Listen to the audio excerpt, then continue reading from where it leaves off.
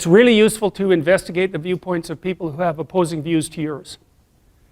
Because they'll tell you things, not only will they tell you things you don't know, they'll also tell you how to see the world in ways that you don't see it. And they'll also have skills that you don't have, that you could develop. So for example, if you're an introverted person, it's very useful to watch an extroverted person, because the extroverted person has ways of being in the social world that aren't natural to you, that you can use to improve your toolkit. And if you're disagreeable, one of the best things to do with disagreeable people, especially if that's alienating them from other people, for example, because it can, you know, people treat you like you're a selfish, arrogant son of a, maybe that's because you are.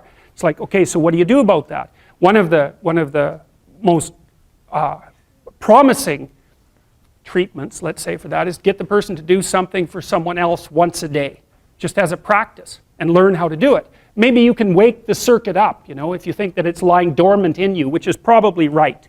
You know, I think we have a very wide range of propensities within us. Some are switched on, genetic propensities. Some are switched on, but I think that if you put yourself in the right situation or walk yourself through the right exercises, you can switch some of these other things on as well.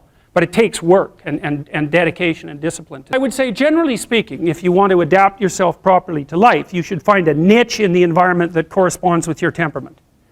Right? You shouldn't work at cross purposes to your temperament, because it's just too damn difficult. But having done that, then you should work on developing the skills and viewpoints that exist in the space opposite to your personality, because that's where you're fundamentally underdeveloped. And that way I think you can extend out your temperamental capability across a wider range. And to me that's roughly equivalent as bringing a richer toolkit to each situation. You know, so if you're hyper extroverted, you should probably learn to shut up at parties now and then and listen just to see what's going on, to see if you can manage it, you know.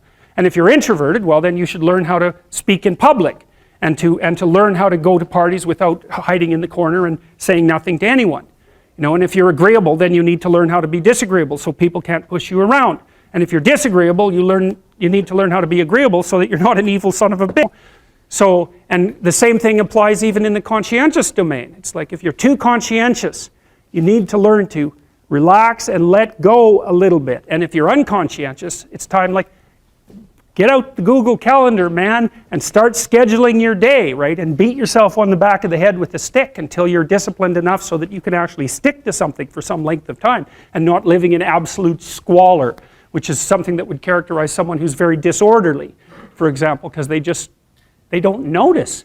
It doesn't bother them, disorder. It's like, maybe they can see it, but it doesn't have any emotional valence, and so it doesn't have any motivational significance.